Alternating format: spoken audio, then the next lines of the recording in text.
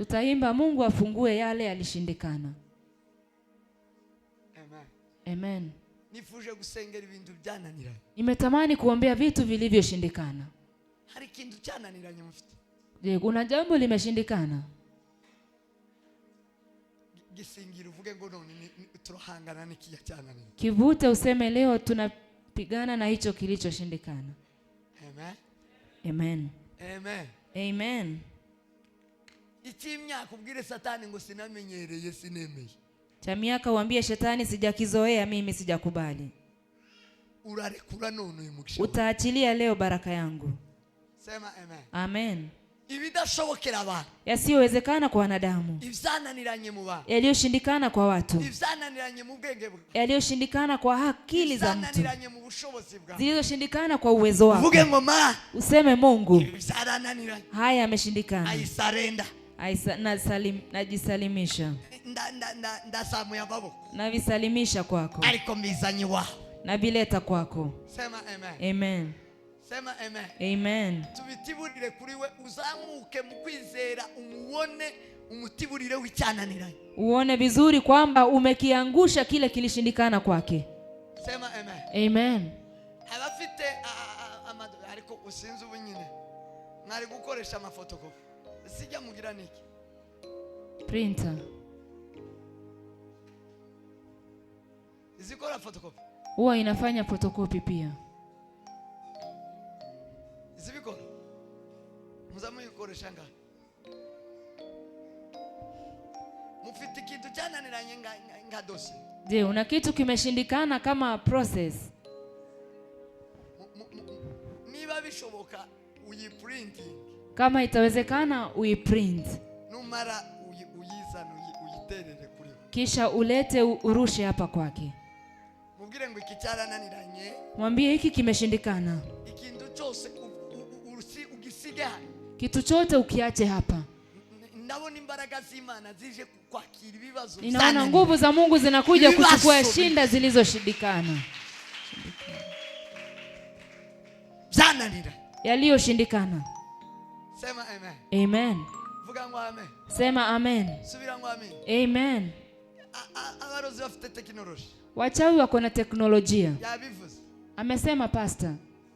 Ko barashika umuntu akama mwabonye Maria uriya yishwe na mapepo abadaimoni. Umeona yule mama Kayole ameuliwa na mapepo.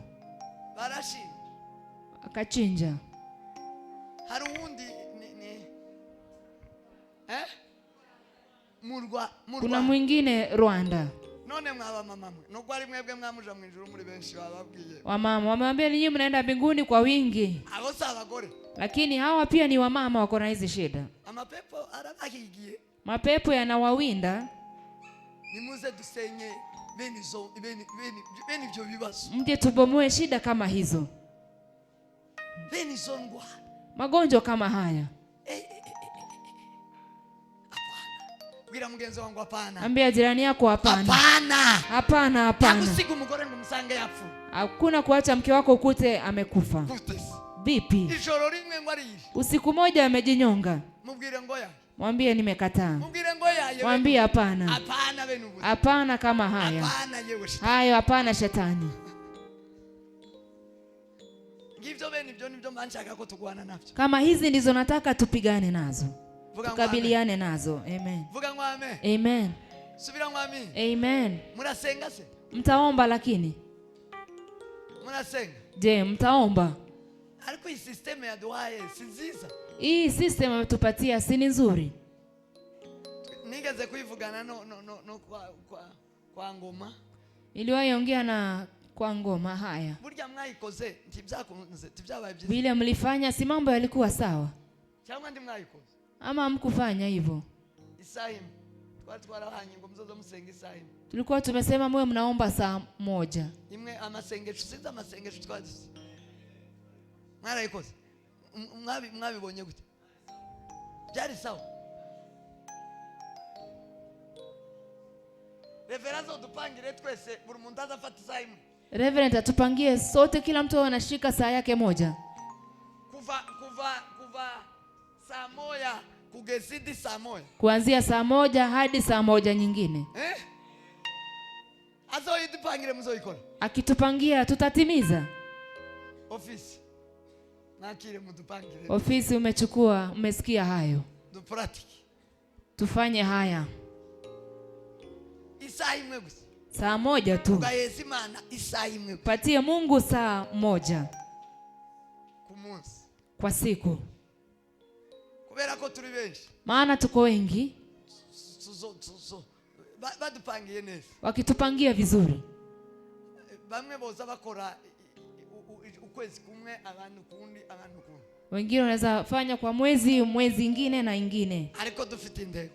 Lakini tukiwa na lengo. Ugakuramo umusaruro. Utoe saada pale ama faida. Sema amen. Amen. Kwa sababu isaa imwe. Useme hii saa moja. Ivyanje bizozuka. Yangu yatafufuka. Ubugingo bw'umuntu buzozuka. Nafsi ya mtu itafufuka. Ibintu bizogenda neza. Mambo yatakuwa sawa sawa. Itorero rizubakwa. Kanisa litajengeka. Muri hii saa imwe gusa. Kwa hii saa moja tu. Ya buri munsi. Ya kila siku. Kwa hao ambayo tumepewa. Imwe gusa. Moja tu. Wotsinda ibigusha byose. Unaweza shinda majaribu yote. Amosha yose woyamara. Majaribu yote utayashinda. Isaa imwe gusa. Yesu ni wabivuze. Saa moja tu Yesu alisema hivyo. Hapo Yesu yavuga ikintu atatekereje cyangwa kitari mu. Yesu hakuwa anasema jambo ambalo hajafikiria. Hapana. Yavuze cyose ni hame. Chochote alisema ni kanuni. Nukuri. Ni kweli. Amen. Amen. Amen. Amen. Tugiye gusengera. Tunataka kuombeana.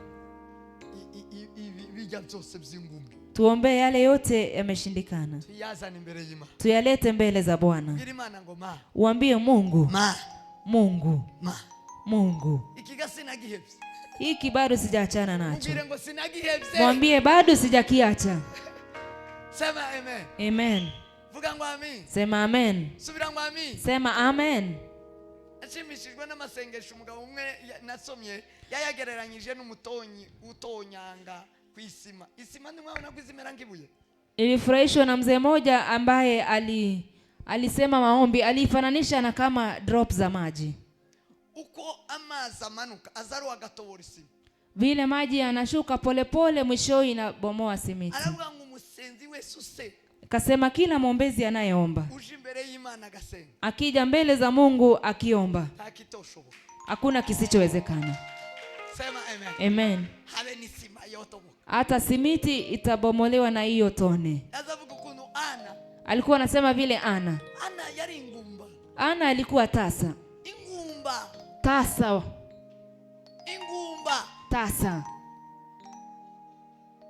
Imana ariwe mugize ingumba. Mungu ndiye alikuwa amemfanya tasa. Ariko kubwa masengesho ye. Lakini kwa sababu ya maombi yake. Yana ya burigi. Maombi ya Ana ya kila wakati. Yarasenze kwijwi ririwe rirashira. Aliomba hata sauti ikamwishia. Asigara na gusa kunyeganyeza imino. Alikuwa tu na midomo ina tingizika. Ngwaruhe. Wari ingumba. Yule ambaye alikuwa tasa. Muzamuririmba ngo wari ingumba.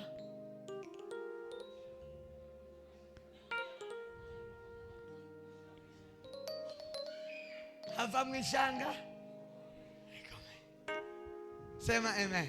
Amen. Ni msenge tuge gusenga bene ayo masengesho. Tunataka kuomba maombi haya. Nashaka bene ayo masengesho. Nataka maombi kama haya. Aremere yabomora ibintu. Anayobomoa vitu.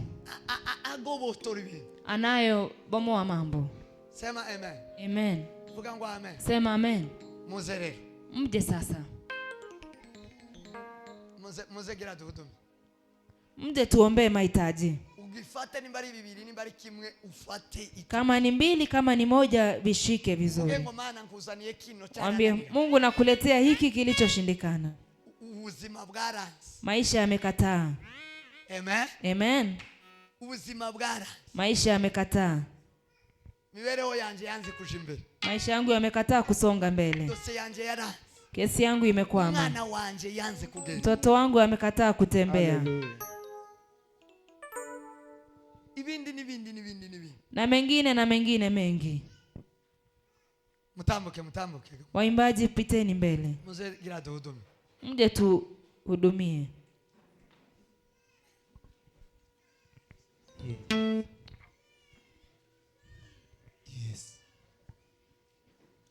Ashaka kubisengera cyane ndabyumva. nataka kuyaombea sana na yahisi moyoni. Umva nshaka gusengera ibintu bya Nahisi kuombea mambo yaliyoshindikana. Umva nshaka gusengera ibintu bigisigiki. Nahisi kuombea mambo ambayo yamekawia siku nyingi. Nukizana ugisigi. Hapana kuja kugutora ngo muzana gatambara ni mara mukajana. Ukileta uache, si vile huwa mnaleta kitu baadaye mnachukua. Nukazana kugatambara muragasigano ni njubi twika. Kilete ukitambaa utaiacha hapa, mimi ndiye nitachoma. Achoma. Totana babwiye. Nugira icyazana afotokopesha cyanga yandike. Nta muntu uzana ngo asubirane. Kuna mtu ataleta kitu arudi nacho, kile unaleta kinabaki. Iyo niyo gahunda. Niyo gahunda mfite ya masengesho. Yo gusenya ibihome. Hiyo ndio mpango niko nao ya kubomoa yaliyoshindikana. Nuzana na Yisubiza enda yitwika. Chochote utaleta ujue utachukua, mimi nitakichoma. Cyo gitana alishaka ngo mukore photocopy. Ndio maana alikuwa anataka mfanye photocopy. Cyangwa nimba ari uwo mwendo uzanye. Ama kama ni nguo umeleta. Nda. Taichoma. Timusubiza ibibazo. Hamtachukua shida zenu tena. Yesu anaanza kubazanira ibisubizo. Yesu atawaletea majibu. Uzana ari kibazo. Kile unaleta kama shida. Ukizana ari kibazo utazagisubiza. Ulete kama shida ambayo hautarudisha.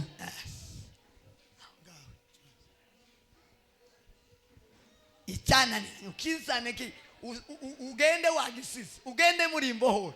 Kilichoshindikana ukilete, uende ukiwa mtu. Ugende mwumva ko byakunze. Mwende mkihisi kwamba mambo yako sawa sawa. Maze Yesu agusangiriya. Yesu aje. Uyu yumvise mumwumvise. Huyu sijui kama ameelewa. Yes. Sawa. Ikizano ndigisubirayo. Kinachokuja hapa kitarudi. Ni kibazo uteri intambwe zo kugisukuma. Ucohereza utandukane nacho. Ni shida, upige hatua ya kukiacha. Hanyuma Yesu Kristo abashe gushugurikira. Alafu Yesu ashughulikie. Yesu wa Nazareti. Yesu wa Nazareti. Yesu mwana wa Imani. Yesu mwana wa Mungu. Ninavyoomba kweli na joa yasikia. Ndio. Iyo nsenga vyukuri nzano mbamuna ko yumvise. Karama. Ko yumvise. Yes. Mucurange.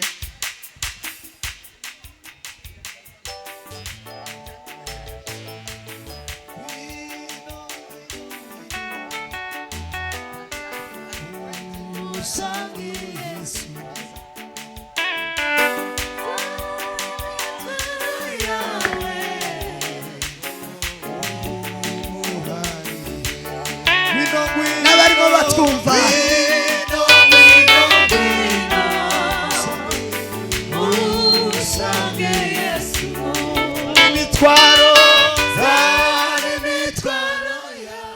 abariko